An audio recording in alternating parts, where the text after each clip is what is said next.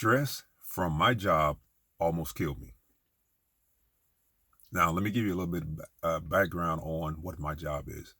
I'm a special education teacher. I taught high school for 15 years, elementary school for the remainder of that. But during that time, uh, that almost took me out.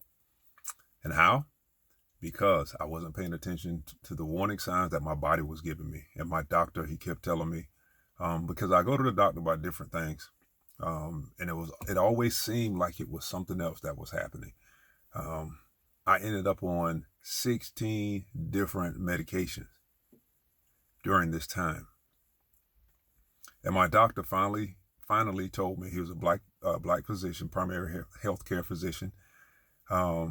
And this kept going in about different things that was going on with me.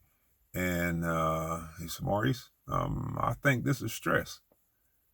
I'm like, what do you mean stress? He said, your body is taking your job as stress. And he said, you know what the first warning sign is for some people, especially black men? I said, no, sir, what's that? He says, death. How you figure that's the first warning sign? He says, because when we go in and have a autopsy done and find out they died from a heart attack, stroke, aneurysm, among some other things, and that was their first warning sign, is death. He said, but your body is giving you warning signs. And I'm the type educator, teacher, where I try to reach all of my kids. I try to save all of my kids. I want all of my kids to do well. I want all of my kids to pass. And again, I was in special education, still in special education. And I want all of my kids to succeed, even the ones that were not in my classroom. If I had any type of communication or contact with kids, if I could help them out, I would try to help them out. And it even got to a point to where I talked with a veteran teacher. I was like, how do you determine? I said, look, my doctor seems that I'm under stress. And he says, my job, my body is taking my job as stress. So how do you manage? She said, Maurice or Coach Walker, you can't save everybody. I said, so how do you choose who you're going to save? I said, that doesn't even sound right. I had to choose what students. She said, no, it's not you choosing what students when you're trying to reach all of the kids. And then you have some that show you that they don't want that or they aren't ready to receive that. Then work with the ones that are ready to receive that. And that still didn't make sense to me.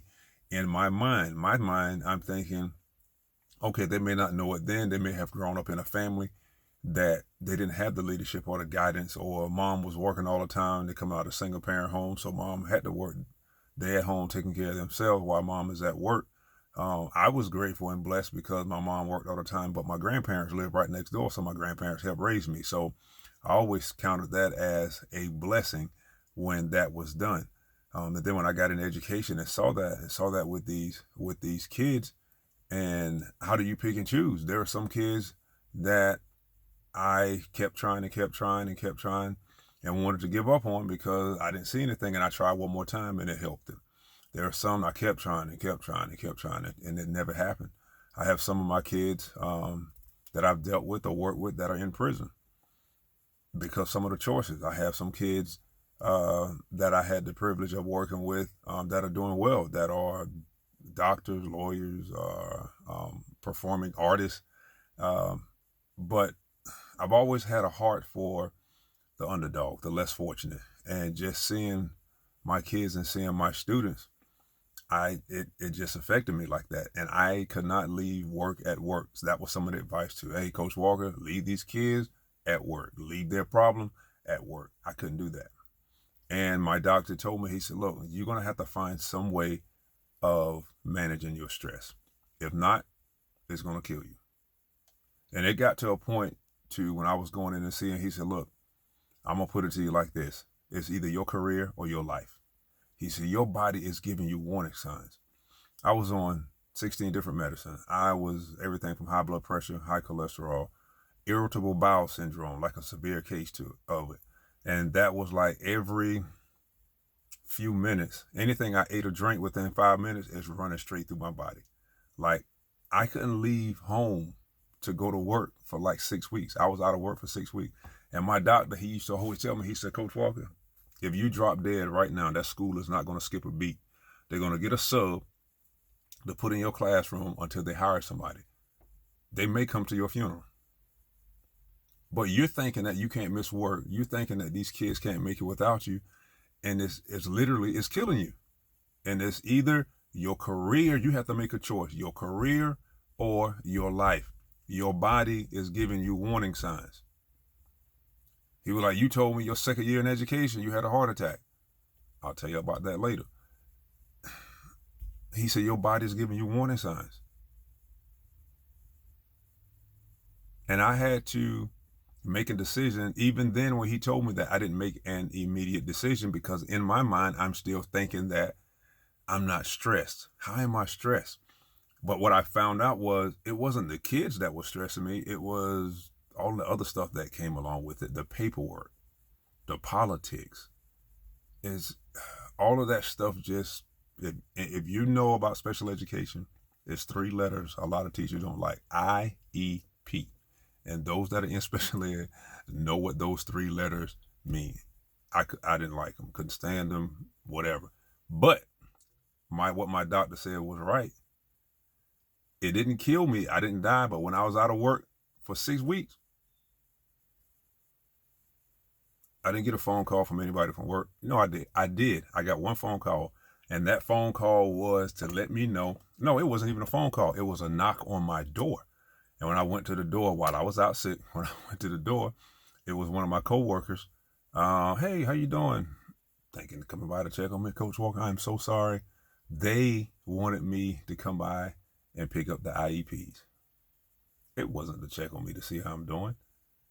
And here I was thinking that I got to save these kids. I want to save my kids, in which I don't hold that against the kids. But when I was sick, what my doctor said was right. Then nobody called that one time that I worked with. Not one time that anybody called to check, say, hey man, how you doing? And I was out for 6 weeks. And that was a tough lesson for me to learn. I'm glad I learned it. And had it not been the other way with me dying from it and nobody showed up at the funeral, I probably wouldn't have known. I wouldn't have known that anyway if they showed up or not. But just going through that and understanding that I couldn't figure out a way of how to manage that. So my doctor suggested, he said, I need you to talk to someone. I was like, who? A shrink? He said, no, they don't even use that word anymore. He said, I want you to talk to a counselor. I was like, about what? He said, you got to get a hold on what's going on. If you don't, it's going to kill you.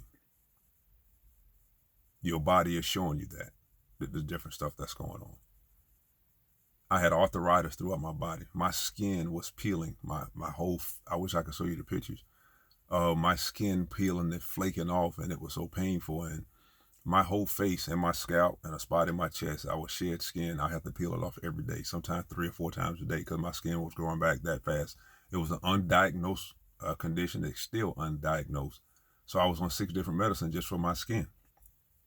Then the high blood pressure, high cholesterol, the irritable bowel syndrome, the chronic arthritis that I had throughout my body, to where you can see it on the x-ray. Heel spurs, plantar fasciitis, some people call them heel spurs, feel like a nail. Somebody's driving a nail into the bottom of your foot.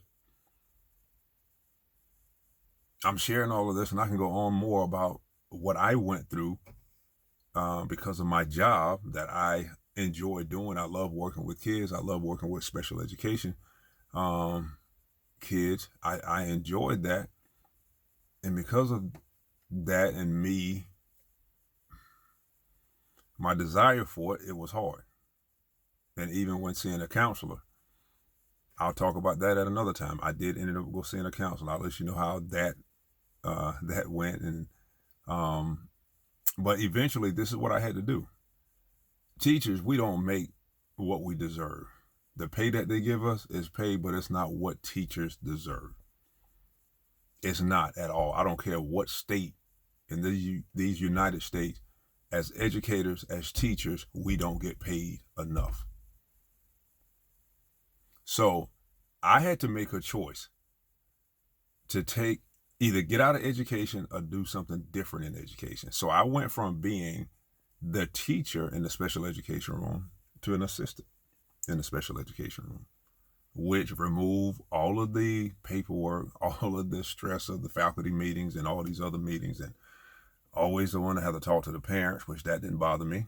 Talking to the parents and communicating with the parents and all of that other stuff that went along with it, that went away because I chose to take a lesser role.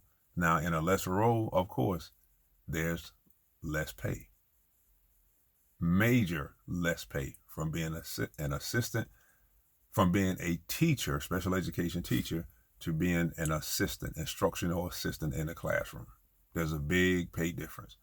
So I had to readjust my lifestyle because of my new salary, my new pay, that I was making significantly less than what I was doing as a teacher. And I just said, teachers, we don't get paid enough.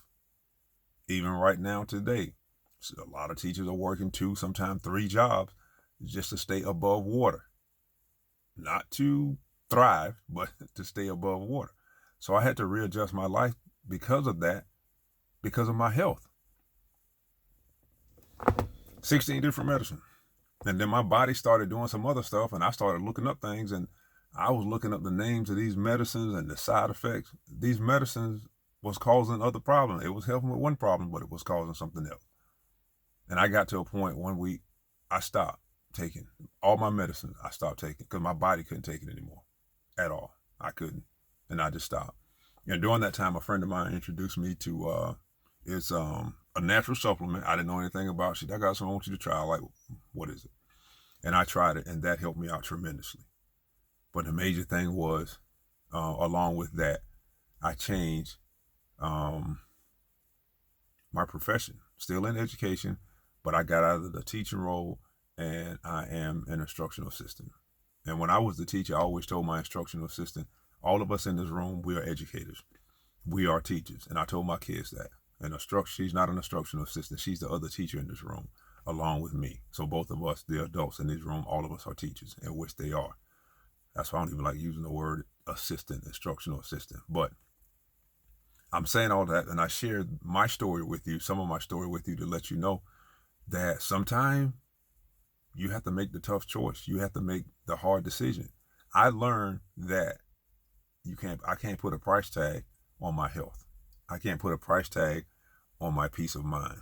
Regardless of what the world wants or what the world is requiring, yes, I had to make a change and switch in position or get out of education, period. But like I said, I enjoy working with kids. I'm still in the education profession.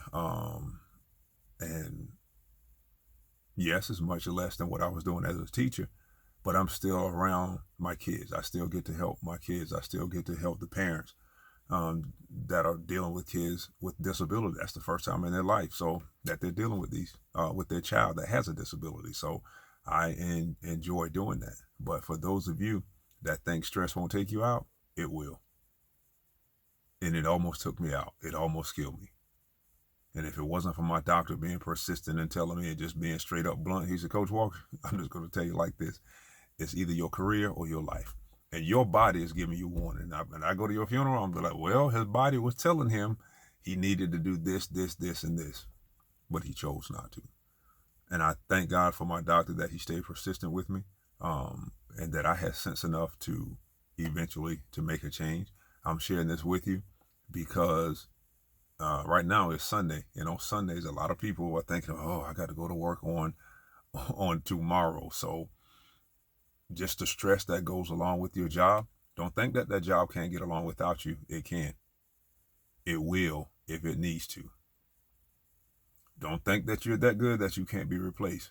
You'll be replaced in a heartbeat, within a blink of an eye. And like my doctor told you, they may not even come by to check on you or to see you, but don't let that hurt you or disappoint you. So if you're working in a situation where it's like that for you, look to do something different. Do what you got to do to take care of your body. Do what you got to do to take care of your peace of mind.